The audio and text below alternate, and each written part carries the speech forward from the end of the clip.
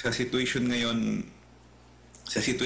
MJ at Admar, mahirapan na silang, kung meron ng mga magtatangka na mag-insertion o merong realignment o nagagawin, marami ng mata na nagbabantay ngayon. Hindi pareho noong araw, 2024 budget binabantayan natin. Opo. 2025 budget binabantayan natin. Iilan lang tayo nung sumisigaw tayo at may nakita natin na may blanco, iilan pa lang kami. Buti na lang nandoon si former President Duterte, so mabilis na disseminate kasi maraming nakikinig din sa kanya. Opo. Sa laki ng iskandalo ito ngayon, dapat hindi na sila makalusot. Kaya kung makalusot pa, ang laking kahiyan at na yan, doon kung saan yung Bulacan, kung saan yung part na may mga ghost project, dapat doon sila mag-imbestiga. Bakit? You know, magtatatlong taon na kayo, hanggang ngayon Davao pa rin nag-usapan. Bakit kayo takot na takot kay Sara Duterte? Opo. I admire the fighting spirit at saka patriotism ng mga Indonesians. Sila mismo, ayaw nila talagang magkaroon ng kurakot. Yung pinaghirapan mo yung nagbabayad din ng buwis, ang laki ng bawas. So, wala tayong ganyang klaseng yung kuan ba, galit na galit. Dapat magalit yung tao sa mga kurakot because that is very, very important. Very important para makatayo ulit ang Pilipinas. Pag pinalampas natin itong mga ganito, sus nako, Diyos ko, kawawa yung ating mga apo. Opo, Congressman, unahin ko lang po yung sa version po ng Kamara sa investigasyon. Muli po ninyong binasa during that investigation yung naging privilege speech ninyo. And at the same time po ay meron po kayong pag-second the motion dun sa hiling ni Congressman Erice na merong pinadadalo doon ng mga sinasabi na involved ng mga congressman. Ano po muna yung assessment po ninyo sa sariling version po ng Kamara ng investigasyon po patungkol po dito sa ano muna, yung pinag-usapan nating anomalya sa flood control? Actually, unang-una yung version sa investigation sa Kamara. May binasa ako yung actually hindi yung privilege speech, question of privilege ko. Last August 11, sinabi ko na sa plenaryo yung aking opinion na ako ay hindi sang-ayon na gagawa ng investigation yung Kamara, no? Walang maniwala sa ating impartiality because we all know na pag-iimbestigahan natin yung mga kasama natin because as reported may mga sangkot na mga kongresista na mga contractors. So yun yung aking punto doon. So ang suggestion ko nga, why should we proceed? Why not create an independent body or allow the Ombudsman or the Commission on Audit to conduct the investigation? O suggestion ko, pareho sa Hong Kong na very stricto at pareho sa Singapore na meron silang independent anti-corruption body na walang political pressure, no? Parang independent talaga. So kung ganon, mas maganda yung takbo because whether we like it or not, yun ang sabi ko doon sa aking speech doon sa plenary at inulit ko, whatever is the result, kung in favor man or against o kung may i-accuse man tayo o sabihing walang kasalanan ito, walang maniniwala sa atin kasi kasalanan natin yan. Kasamahan natin yan, no? Kasamahan natin yan. So mahirap na. So yun namang about sa investigation sa flood control, yun, nagpatuloy sila. Yun na nga, nag-reach ng point na nag-question kasi si Congressman Erice kay former Secretary Bunuan, tinatanong kung sino yung alam ba niya yung mga insertions na lumaki yung pondo doon sa budget from 900 plus billion umabot ng 900 billion umabot ng 1.08 trillion yung budget ng DPWH. So ang ang sagot ni Secretary Bunuan, hindi niya alam yun, no? Hindi nagkonsulta sa kanya yung BICAM. Yun ang point ni Congressman Erice, bakit hindi natin ipatawag yung former chairman na si Saldico at saka yung sa Senate na si Senator Crispo para mag-explain, no, kung anong ginawa doon sa Bicameral Conference Committee. Na ako naman ay nag-second, no? Ako ang nag-second doon. Ang point ko ay seconded the motion of Congressman Erice, kasi sabi ko, noong August 4, nag-privilege speech ako dyan sa plenaryo at kini-question ko kung maalala nyo, I think na-interview nyo rin ako doon. Ang daming questionable ginawa sila sa automatic appropriations. 14 special laws kanilang inamindahan, kanilang dinagdagan yung mga naka-earmark na revenue na hindi pwedeng galawin dahil mayroon ng pondo na nakalaan para doon.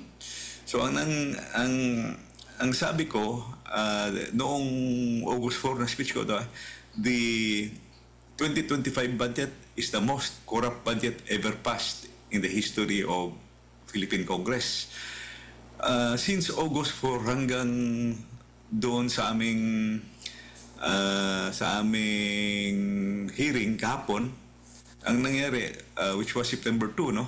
From August 4 to September 2, wala man lang nag-dispute, wala man lang nag-deny na nagsabi na hindi totoo yan. Sinabi ni Kong maganda yung i-explain ko na during my time, pag may marinig kami na gano'n, question sa previous budget, for example, previous budget na kung ako ang nag-sponsor, tatayo talaga kaagad yung former chairman. Tatayo yung former chairman kung ikaw ang nagbasa at sasabihin, i-explain kung ano nangyari. Ito ngayon, pinabayaan lang. Walang explanation. Walang na-explain. So, yun ang sabi ko kahapon, medyo tumaas nga yung boses ko. Sabi ko, hindi ba ninyo kayang i-refute yung sinabi ko? Hindi nyo ba kayang i-question yung sinabi ko na yung 2025 budget, yung pinaka-corrupt na budget?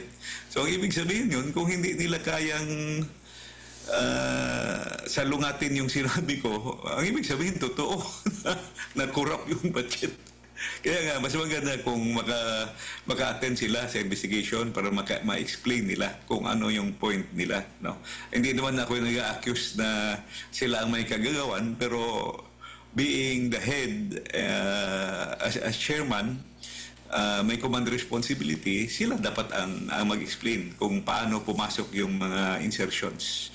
So yun yung aking punto kahapon na MJ at saka ADPAR. Opo, kumbaga patay mali siya lang ba sila?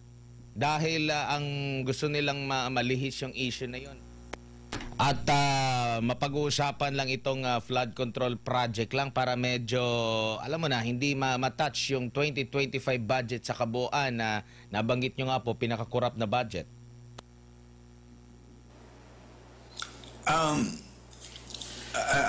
Actually, kung ano yung ginawa sa flood control is part and parcel of the entire DPWH budget. Yung buong DPWH budget na massacre din, na manggol din. And sa totoo lang, hindi lang DPWH, halos lahat ng agencies ginalaw nila. Mayroong mas mga grabe ang mga dagdag bawas na ginawa. Yung point nga ang sinasabi ko, manggel beyond recognition, very corrupted nga yung budget. Alam mo, lahat ng agencies, halos lahat ng agencies, name it, DA, DTI, Tourism, DPWH, DSW, halos lahat except one. DBM lang ang hindi nila ginalaw. Pati yung automatic appropriations, special fund, ginalaw yun lahat. So sabi ko, grabe talaga ito ang ginawa. Trigger happy yung ginawa doon sa budget. First time na nangyari ito. Opo, nabanggit ni Majority Leader Sandro Marcos na parang hindi dapat na mag-imbestiga dito itong Kamara kasi nga naakusahan na possible involved dito sa mga anomalyang flood control projects. Pero yet, na ituloy pa rin po, Congressman? Ano po kaya? Kasi ang dating dito ng taong bayan, parang ano pang silbi diyan? Kayo yung inaakusahan tapos kayo hindi nyo nga maiharap yung mga napapangalanan na ng mga possible na mga involved, napapansin din na parang nililihis, parang sige, i-invite na meron pang isang panayam sa telebisyon ng isang kongresista din dyan sa Maynila na bakit hindi maimbita o kasama ba sa iimbitahan si Congressman Ko, sabi niya, nakapokus daw sa 15 na mga malalaking contractors as per sinabi ni dating ani Pangulong Bongbong Marcos, pero yung 15 na yon kasama yung kumpanya na sinasabi na ang may-ari pamilya ni Congressman Ko. Parang ganun, pero yun nga, bakit na ituloy kaya ito, Congressman? Ako ay nagtataka din, no? Pareho tayo. Kahit doon sa Kongreso, may mga nagtatanong din. Yung mga kuro-kuro, nag-usap-usap kami. It's not really good kasi katulad kahapon, may sitwasyon na nag-motion na ipatawag si former chairman, Saldico. Bakit sila nag-oppose? Kung wala tayong kinatatakutan, let him explain. Kung wala kayong tinatago, ilabas yun na si Saldico. Yun ang mahirap tapos sasabihin natin, we will investigate.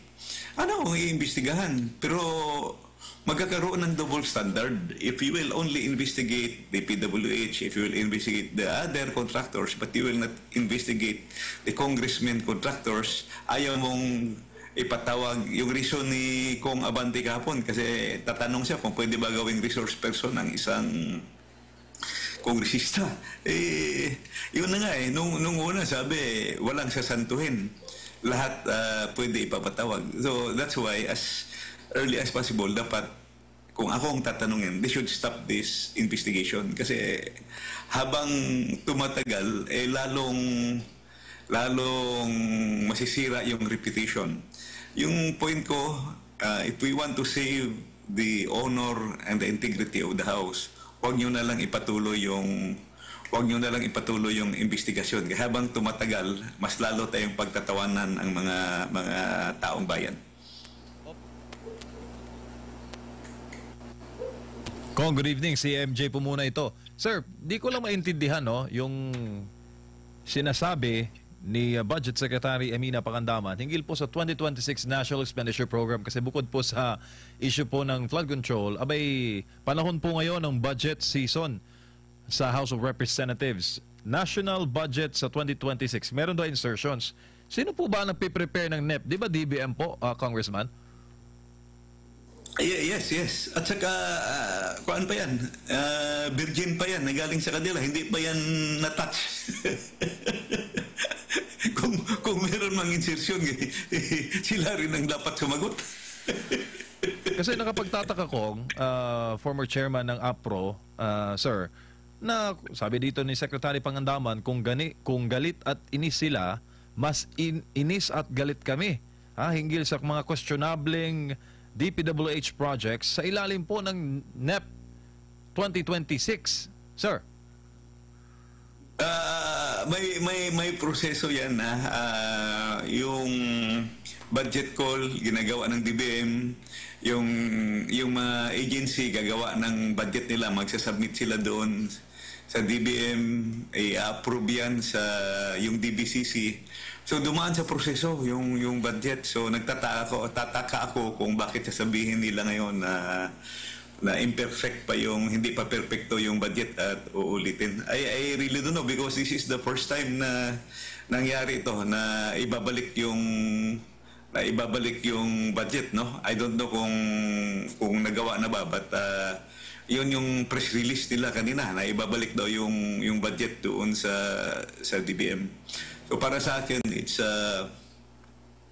we started with talking about transparency. So i-enumerate, no? Isa-isahin dapat kung ano yung nakikita niyo na hindi tama. Yung blanket blanket revelation or blanket accusation na merong insertion, dapat i-detalye. Ano yung nakikita niyo na hindi tama? Kasi tama ka, tama ka MJ, sila ang gumawa nun. Wala pa, hindi pa yung nagalaw. Hindi pa yung nagalaw ng Kongreso, hindi pa yung nagalaw ng Senado. So, kung may insertion man, sila lang ang gumawa ng insertion. So, kung saang particular agency, sila pa rin kasi sila ang mag-i-screening. May vetting yan, ginagawa. Sila ang magpa-finalize nung budget. Opo, tsaka... Nakakalito, ano? Tsaka, Congressman, ang Department of Budget and Management ay under po ng Executive Department, tama? Again? Ang DBM po ay under ng Executive Department, Office of the President? Yes, Executive Department. Oo, ang secretary ng DBM ay alter ego ng presidente yan. So, malamang, kasi nanggaling sa tanggapan ng Pangulo ang NEP, alam din siguro ng presidente na may mga singit na item sa DPWH sa 2026 National Expenditure Program. Congressman. Obligasyon ng kung sino man ang nakakita na i-report niya sa kanyang higher officer o higher authority. Assuming kung si DBM Secretary ang nakakita, i-report niya talaga dapat yun sa presidente. Para yung presidente mag-act at i-trace niya kung ano ba talaga ang nangyari. Kung cognite po dyan sa para mga insertions, wala po bang obligasyon ang Kamara, Senado, yung BICAM, na sabihin sa executive bago halimbawa na ano na nila, na finalize na nila, binigay na nila sa opisina ng Pangulo, wala po ba silang obligasyon na magbanggit din na oy, may in-insert kami diyan ha, kasi malalaman mo lang na merong mga pagbabago, it's either madadagdagan yung proposed budget ng Pangulo, tapos biglang madadami. Wala bang obligasyon yung BICAM na magsabi para at least mabilis, or talagang kasi baka nakikita rin nila ay mahihirapan silang mahanap yung insertions dyan kasi napakakapal nung na yan, mahirapan na yan sila, so hindi natin na i-mention na sa kanila. Congressman, Imposible kung hindi makita yung insertions, MJ at saka Admar. Kasi yung computer ngayon, meron na yung program na kung anong movement, makikita mo na kagad kung merong addition o subtraction na ginawa. So, ma-alert ka na nung computer. So, imposible kung hindi nila nakita yun. Meron yan, makikita kagad yan. Ako nga, medyo matanda na ako na nag-start yan sa computer. Natitrace ko na rin makikita ko na. Opo. Madali makita kung merong mga insertions. Opo, Congressman, ano ang epekto nito, sir? Halimbawa at kasi sinabi dito sa naging pahayag ni Deputy Speaker Ronnie Puno, basahin ko lang po, we are recommending to the Speaker to return the NEP. We're asking our members to refrain from participating in budget deliberations. There has been so much distrust. Inamin nila, sir, there's been so much distrust at the House of Representatives. So we will toss it back to the DBM. Pag binalik sa DBM at nagkaroon ng ilang araw na delay, anong epekto po nito sa pagpasa sa 2026 national budget? Lalo pat nagbanta si Presidente na kung hindi sang-ayon sa kanyang mga priorities ang pambansang pondo next year, hindi siya matatakot na magkaroon ng reenacted budget sa susunod na taon. Sir? Well, ang consequence talaga niyan, automatic consequence is madidelay kung ibabalik at saka kung kasi ongoing na yung hearings Ongoing, ilang araw na, ilang linggo na tayong nakapag ongoing ng hearings. So paano yan? Pag ibalik o ulitin ba yung hearings? O I don't know, no? It's first time nangyari ito. Personally sa tingin ko tatagal talaga yung budget na proseso. At saka sa tingin ko sa situation ngayon MJ at Admar, mahirapan na silang kung meron ng mga magtatangka na mag-insertion o merong realignment o nagagawin, marami ng mata na nagbabantay ngayon. Hindi pareho noong araw, 2024 budget binabantayan natin. Opo. 2025 budget binabantayan natin. Iilan lang tayo nung sumisigaw tayo at may nakita natin na may blanco, iilan pa lang kami. Buti na lang nandoon si former President Duterte. So mabilis na disseminate kasi maraming nakikinig din sa kanya.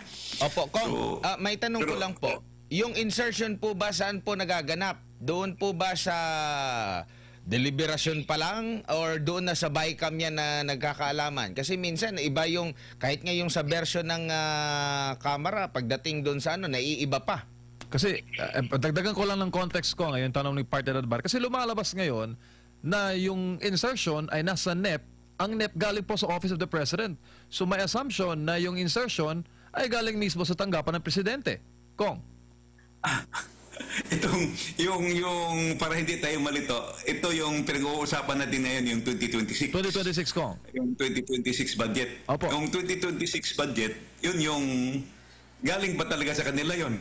Wala pa yung participation ang committee o ang committee o ang plenary ng House. So kung 2026 budget ang pag-usapan, sa kanila pa yon. Kung meron mang insertion, sila ang dapat mag-check, sila ang dapat sumagot noon because agency nila kung meron mang nag-insert, kanila yon. Opo.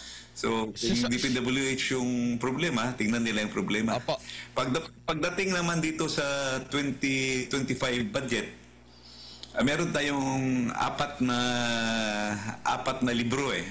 There are 4 budget books na madali mong matrace kung saan ang insertion. So, yung pinakauna, yung National Expenditure Program, yun yung President's Proposal, yung GAB 1, yung General Appropriations Bill, yung pinasa sa House sa first reading. So, dapat pareho yung NEP at saka yung GAB 1. Yung GAB 3, yung pinasa sa third reading ng House of Representative. So, yung 2025, medyo napag-aralan ko na nabubuksan ko na. Yung sa 2025 dito sinimulan sa House pa lang may increases and decreases na. Makikita mo kasi dito sa libro sa budget book ng GAB 3. Pagdating sa GAA, kasama na yun yung participation ng Senado at saka sa BICAM, doon talaga ang pinakamaraming insertions o ginalaw, increases at decreases. So kung pag-usapan natin yung 2026 budget, yung 2026 budget, sa kanila pa yon. Opo. So, Kung linawin ko lang po, yung usaping insertions, saan po malimit nagaganap po yan? Actually, yung insertion, it is a term that is usually being attributed to Congress. Karamihan sa Congress. Ito po ba ay doon pa lang sa ano? Doon ba ito sa bicameral na naisisingit or doon pa lang sa mismong komite? Meron ng mga naisisingit dito na babaguhin po bago ipasa sa BICAM. Saan po doon sa level na yun po, Congressman? Yung sa committee level, yung mga insertion proposal pa lang yun, hindi siya pwede matawag na insertion, proposal pa lang. Kasi yung sa committee, kung ano mang babaguhin din sa committee, gagawing proposal, doon sa amendments, yun yung tinatanong ni Congressman Tiangco, nasaan yung amendments ng small committee. Kasi yung small committee ang gumagawa ng amendments diyan sa House of Representatives. Yun yung sa GAB 3, makita nyo. Apo. So, yung small committee dito sa House of Representatives ang gumagawa ng amendments para sa third reading. Doon naman sa BICAM, yung Bicameral Conference Committee Report, yung BICAM yung gumagawa. So dito sa House, yun yung small committee. Opo. Yun yung gumagawa ng mga amendments. So yun yung point na kung saan pinapasok yung amendments. So Opo. doon yun yung point na possible nagkakaroon ng insertion. Dito sa small committee, sa third reading sa House, at saka dito sa BICAM, sa Bicameral Conference Committee, doon nasa joint BICAM meeting ng mga senators at congressmen. Opo.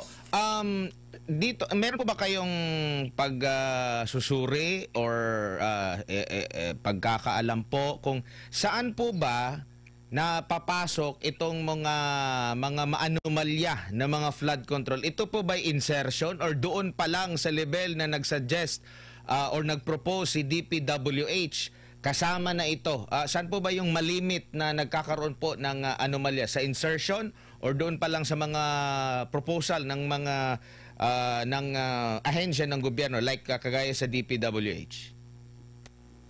Actually, yung insertion dito yan sa level ng Congress, no. Yung tinatanong mo ngayon yung sa flood control. So sa napag-aralan ko, dalawang avenues kung saan pumasok yung insertion. Dito sa House may pumasok na insertion at saka doon sa BICAM. Sa BICAM ang pinakamaraming insertions na ginawa. Yun namang sinasabi nyo na kalukuhan or I would say ghost projects, half ghost projects, merong duplication of projects. Ito pagdating na sa implementation. Kasi yung implementation, executive department na yon. So ang mag-i-implement yan yung DPWH. So sa dami ng projects at saka ito ang nakikita ko, sometimes sa dami ng insertion na pumasok, wala yun sa program of work, wala yun sa ordinary program of work sa DPWH. So ang nangyari parang magkakaroon sila ng backlog. Siguro sa tingin ko doon ang posibleng pwedeng may mangyari. Pero okay lang ang project kung may implement at saka kung maganda at saka may quality. Pero kung ang project ay may kalukuhan, yan ang highly questionable. Pero sa presentation doon, sa website na isumbong sa Pangulo, as reported, marami daw ang reported doon na highly questionable. As reported din doon sa Senate Blue Ribbon Committee at saka doon sa privilege speech ni Senator Lacson. Sila ang nag-start na merong mga identification. Doon sa House na investigation, wala pa masyadong reported field reports, wala pa. Ang gumawa ng mga field reports doon sa Senate.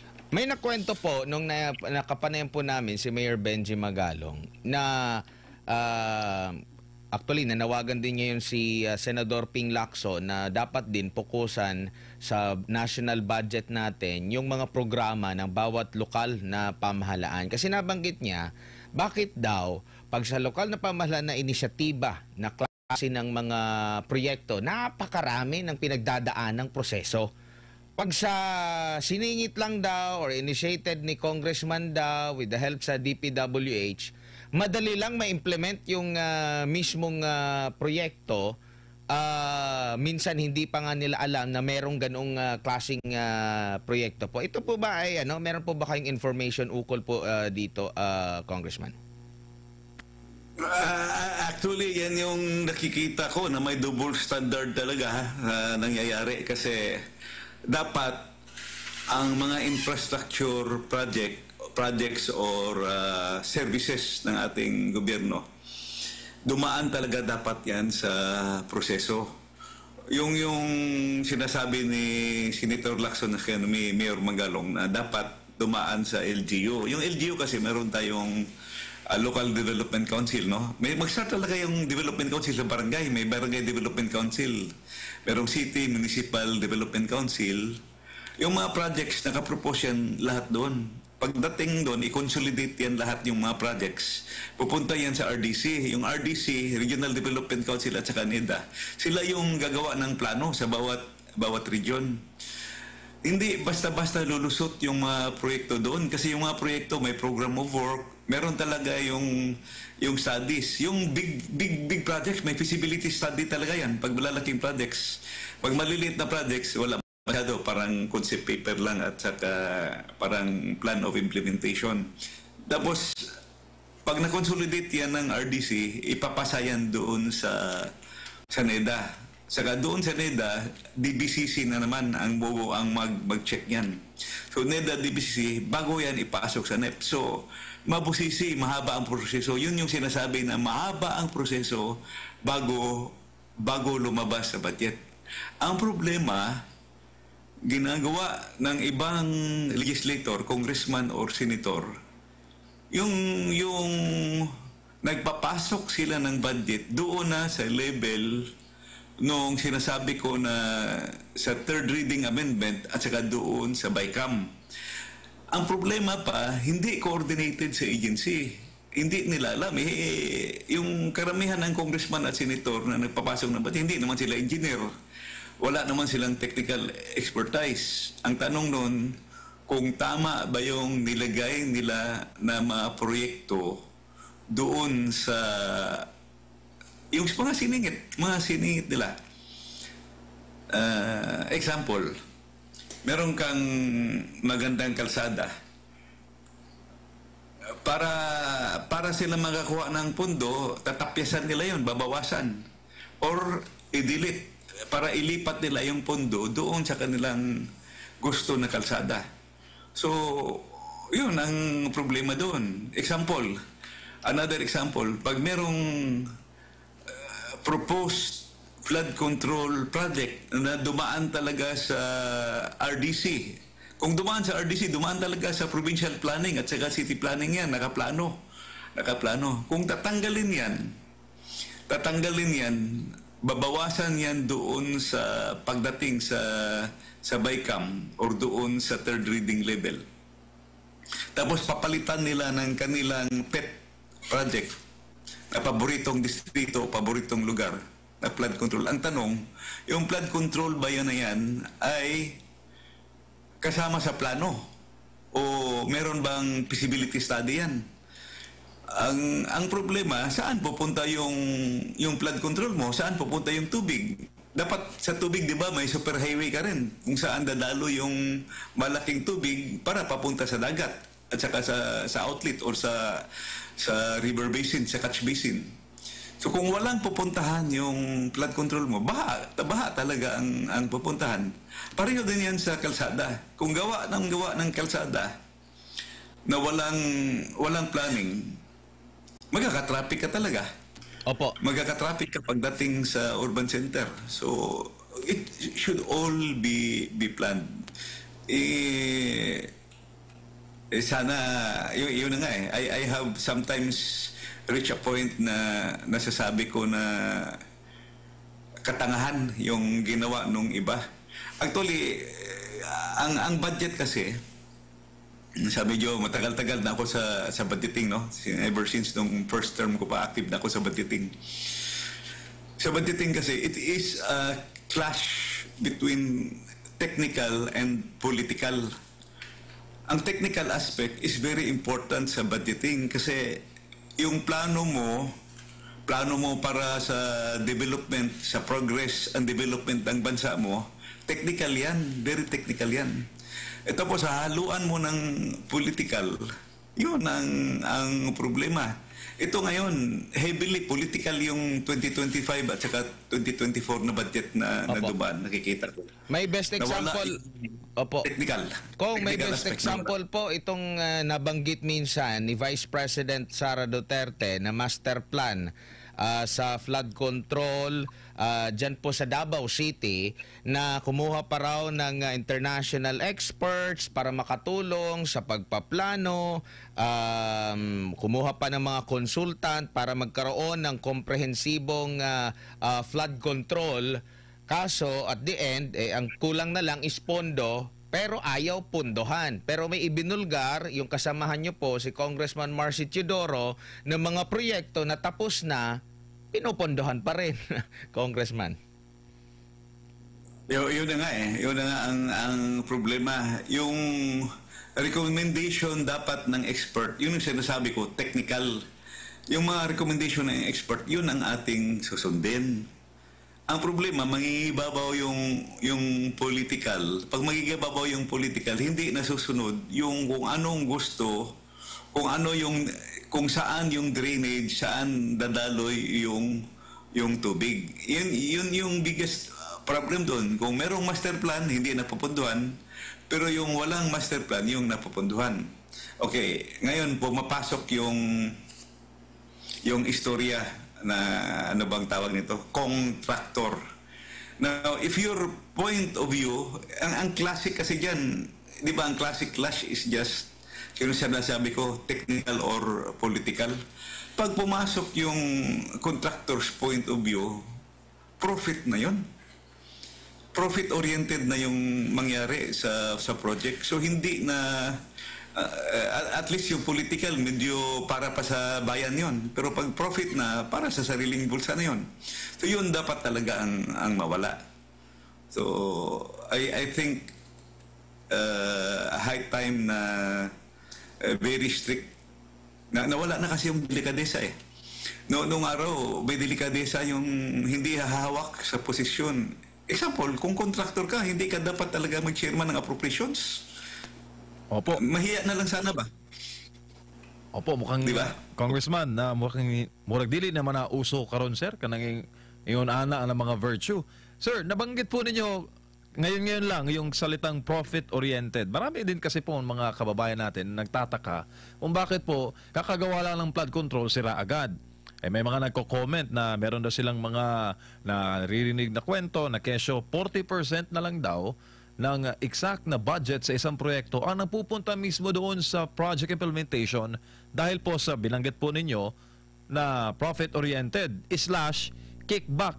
Kung ano po bang tuong istorya nito dyan po sa House of Representatives based po sa inyo pong karanasan sa pagpupondo ng mga proyekto? Yung nakita ko sa presentation ni Senator Locson, yung breakdown niya, yung costing, at sabi niya mas malaki pa yung pumupunta sa kickback kaysa project. Yung pumupunta sa project, yung report niya yung mga 40% na lang. Yun yung sinasabi ko na profit-oriented, hindi na siya technically prepared, wala nang feasibility study. During my time, when I was chairman, bawal ang contractor pumasok sa opisina ng Appropriations Committee. because sinasabi ko talaga noon yan. Ang contractor, papasok kayo doon na sa pag may bidding na. Pag ang contractor pumasok sa budget preparation pa lang, patay talaga. Patay talaga. Kasi whether you like it or not, negosyante yan. Yun ang mahirap. So, para sa akin, sana, meron pa naman tayong matitino na mga kongresista at mga senators na naiwan. Sana sila ang mag-prevail at saka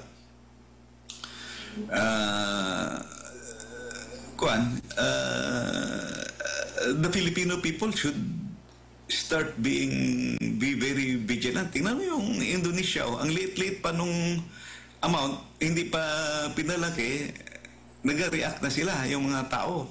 So if we do that, na maliit pa lang nagre-react na yung mga tao, maiwasan sana ang problema. Opo, hindi lang po kasi by the billions na lang kong yung threshold ng korupsyon. May mga nagsasabi by the trillions of pesos na po ang involved sa usapin po ng katiwalian sa pamahalaan. Congressman, kayo po ay Davao City representative, pero ang Davao po, ang pinaiimbestigahan sa flood control, ang binabaha po matindi ay ang Quezon City. Ito po ba'y makatarungan sa inyo, Congressman, bilang kinatawan ng ikatlong distrito ng siyudad ng Davao? Actually, in fairness, doon tayo sa Davao, mga matitino yung ating mga contractor doon, yung implementation, mas makikita na yung mga project. Mga kalsada, magaganda, mga bridges, magaganda. At saka, wala pa akong nakitang bumagsak na flood control pareho dito na nasa mga substandard. Kung doon sa Occidental ba yun, Oriental Mindoro ba yun? Doon sa mga part na yan, doon kung saan yung Bulacan, kung saan yung part na may mga ghost project, dapat doon sila mag-imbestiga. Bakit, you know, magtatatlong taon na kayo, hanggang ngayon Davao pa rin ang nag-usapan. Bakit kayo takot na takot kay Sara Duterte? Opo. Tsaka ito pa kong bago ulit si Partner Admar, dahil marami po ang mga kababayan natin na nakikita na po yung tahak na investigasyon sa flood control, possible daw gumawa ng isang komisyon para tutukan po yung issue ng korupsyon, at ang magiging subject ay yung mga flood control sa panahon ng Duterte government at yung mga kontraktor na gumawa ng mga proyektong yon. In short, Duterte pa rin ang salarin. Congressman. Na it's a kind of deflection. If you will notice, yung mga projects, hindi ko lang nakuha yung actual amount pa, but para sa akin, the biggest budget for flood control, pati yung insertions. Kasi lumaki yung budget ng flood control Yung original budget dinagdagan ng insertions. Umabot ng mga 500 plus billion for 2024 and 2025. Half trillion na yan, 2024 and 2025 pa lang. So,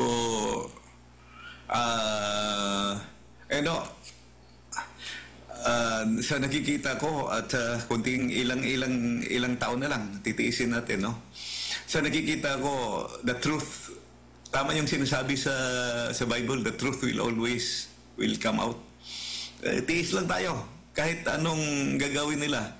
Why should we be afraid kung nasa atin ang katotohanan? Yun yung sinasabi ko rin sa mga congressman. Kung wala kayong kasalanan, bakit kayo matakot na imbestigahan kayo? Kung meron kayong construction firm, huwag kayong matakot na imbestigahan kayo, pero huwag kayong mag-imbestiga kasi contractor kayo di ba? So, yun yung point. Ang layo ng logic Dito yung bumaha, dito yung maraming namamatay na tao dahil sa baha, dito yung parts of Luzon, yung may mga bumagsak na dikes, bumagsak na flood control. Bakit doon sa Davao mag-investigate? Ano ba ang klaseng logic yan? Iyon nga po, napakalayo po, norte at saka south. Pero dito po sa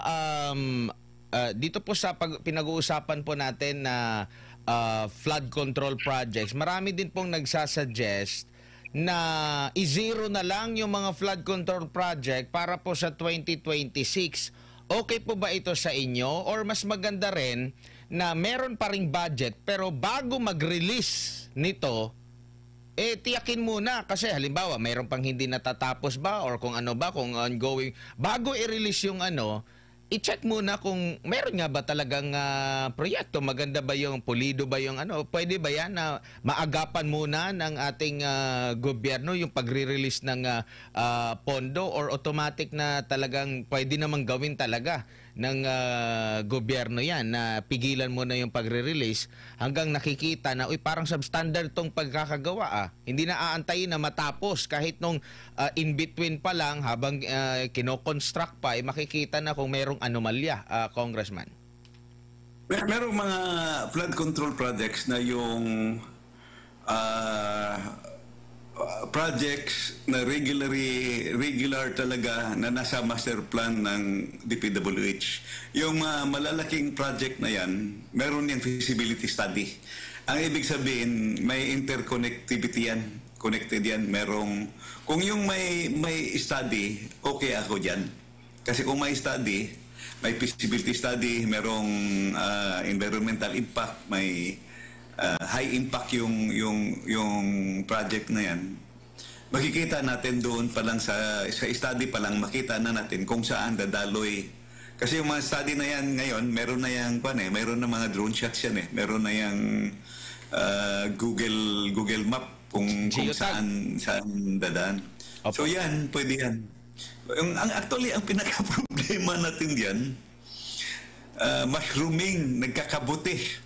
Ano ba, kabuti ba yun? Kabuti? Mushroom? Tama po, opo. Mushrooming yung maliliit na flood control projects. Makita mo yan. Makita mo yan kasi pinag-aralan ko yung budget eh. Malapit ko nang ilabas to. Tinatapos ko lang. From NEP to GAB 1 to GAB 3 to GAA. Nawawala yung malalaking flood control project na dapat yung maging superhighway, ang dumadami yung maliliit. Yung maliliit mo na mga flood control project, saan pupunta yun kung wala kang malaking superhighway para sa flood control? So magka-traffic yung tubig. So yun yung problema. Nawala ng control yung tira ng tira sila, gawa ng gawa. Ang problema ngayon, nawala nga yung technical aspect. Naiintindihan ko yung sinabi ni former Secretary Bunuan na hindi niya alam yung mga pumasok. So kung hindi niya alam yung pumasok, wala sa plano yun. So sinong dapat mag-explain?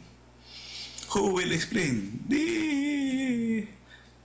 Appropriations Committee, former chairman, mag-explain siya dapat. Tama yung motion ni Kong Erickson na dapat ipa-explain kay Saldico. Sana wag naman nilang wag na nilang itago si Saldi, ilabas na nila. Oo, tapos itong mga kontratista na ito, nakikita nyo po ba na maaari na lesser evil lang sila at may mga mas evil pa sa kanila talaga na dapat doon din nakatutok ang investigasyon po, Congressman? Kumbaga, either nagamit lang ba sila or sila ba yung nanggamit? Saan ba doon sa dalawa ang mas common po? Actually, mahirap mag-speculate sa ganyan. Ang the best talaga niyan, special audit yan or mag-conduct ng special investigation ang NBI para dyan. Kasi pag iimbestigahin yan sila isa-isa, makita yung kanilang, ang tawag na dyan, yung track record ng kanilang financial transaction, historical financial statements, makikita. Pag may ipit na yan, magsasalita na yan, magtuturo na yan. Opo, huli na lang. Pero, Opo. Congressman, huli na lang po. Mahirap kasing ma-identify kung sino-sino mga yan. Huli na lang po mula sa akin. Halimbawa, kasi ang pangako naman ng mga senador, like kagaya nila ni Senador Ping Lacson at iba pa, na talagang tututukan nila yung lahat ng mga mali dito sa 2026 budget. Pero di po ba, minsan nandoon sa BICAM ang mga maaari, posible o mano, na hokus-pokus. Paano po yan? After ng BICAM, kung maaprubahan, pwede silang hindi lumagda kasi babalik yan sa Senado at sa Kamara. Maaari pa rin mapigilan po, Congressman. Actually, yun ang problema sa proseso. Kasi after ng Bicameral Conference Committee, yung tatanggapin na lang ng House at Senate, yung Conference Committee report, magra-ratify na lang. Hindi namin matanggap yung GAA kasi yung GAA pipirmahan pa ng Presidente and it will take time para ma-print yan bago namin makita isa-isa. So ang the best sana yan, transparency talaga. Ang ibig sabihin, pag upo ng House at saka pag upo ng Senate, sabihin ng House, ito yung version namin. Sabihin ng Senate, ito yung version namin. Ito yung aming i-harmonize. Ito yung dapat na ayusin namin. So, gagawa ng matrix. Gagawa ka ng matrix. Ang matrix, ito yung House version, ito yung Senate version. Ito yung para makita kung ano yung amindahan. Kasi kung hindi mo makita kung ano, hindi mo makita kung ano yung amindahan, very prone talaga yan sa insertion. Posible talaga yan. So, yun yung sagot sa tanong mo. Ang problema namin, after the Bicameral Conference Committee report, ang ma-receive na lang namin Bicameral Conference Committee. Hindi yung report for ratification. Hindi pa namin makita yung yung GAA. So ang suggestion ko talaga diyan, gagawa sila ng matrix. Gagawa ng matrix kung saan nakalagay yung Senate version, nakalagay ang House version, at saka ilalagay kung ano yung dapat i-harmonize nila para open to the public. At saka sinabi naman nila open to the public na yung BICAM, di ba? Sinabi na rin ng executive gusto transparency, sinabi ng House gusto transparency, gusto ng Senate transparency. So once and for all, let's start anew. Pakita niyo lahat 'yan. Opo, kasi sabi naman ng speaker, 'di ba, magiging transparent daw sa pagbabudget. Pero kung hindi nyo pala nakikita yung kabuuan doon sa kung ano yung naaprubahan ng BICAM, nabanggit nyo nga po para for ratification, pero hindi lahat yung detalyado talaga, ang Pangulo na mismo yung makakakita niyan. So, walang lusot. Kumbaga, nandun pa rin yung bola na kung meron pa ring nakakalusot, nandun na sa iyo yung opisina sa iyo eh. Meron kang confidential fund, meron kang magagaling na mga abogado dyan na pwedeng makatulong sa iyo na maghimay dito. Kung makakalusot pa rin talaga doon, so kumbaga hindi talaga walang papel or walang kumbaga hindi madadawit yung pangalan po ng administrasyon, Congressman. Sa laki ng iskandalo ito ngayon, dapat hindi na sila makalusot. Kaya kung makalusot pa, ang laking kahiyan. At saka dapat, ano bang tawag, anong sabi merong statesman noon, merong statesman na nagsabi, nakalimutan ko na lang, basta sabi niya, I will do this nation a great favor. I will kill all the politicians.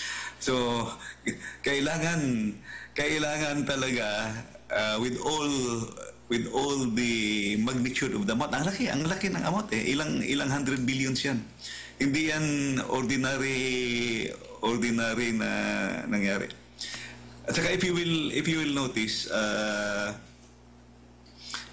notice, parang may particular areas lang na nag-operate yung sindikato. Which is syndicate conspiracy hindi naman buong Pilipinas, may particular areas lang. So dapat yun doon mag-focus yung mga investigation. Opo, Congressman, huli na lang po, nagpapabati po sa inyo ang lahat po ng ating mga kababayan na nanonood sa Indonesia. Sila po yung mga guro sa isa pong international school, chairman, doon po sa nasabing bansa. At pinapatanong po nila kung nakarating daw po ba sa inyo yung balita na yung Regional Parliamentary Building sa Indonesia ay sinunog po ng mga nagpuprotesta dahil po sa issue ng korupsyon. Parliament Building, kahalintulad po yan ng Batasan Complex, Congressman. Pinapatanong nila kung pag narinig o nabasa o napanood po ninyo itong mga balita na ito, kayo po ba ay kinikilabutan? Dahil korupsyon po ang usapin doon sa Indonesia at ang pinag-uusapan po natin sa Pilipinas ay korupsyon sa House of Representatives. Kong. Actually, ngayon ko lang narinig yung balita na yan. Yung last ko narinig yung sinunog yung minister, yung bahay ng minister. But kung totoo man yan, sana hindi mangyari sa atin. Pero I admire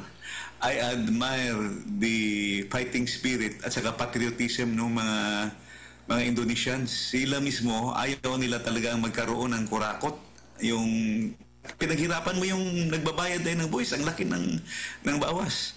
So, wala tayong ganyang klaseng yung kuan ba, galit na galit. Dapat magalit yung tao sa mga kurakot because that is very very important. Very important para makatayo ulit ang Pilipinas. Pag pinalampas natin itong mga ganito, sus nako, Diyos ko, kawawa yung ating mga apo.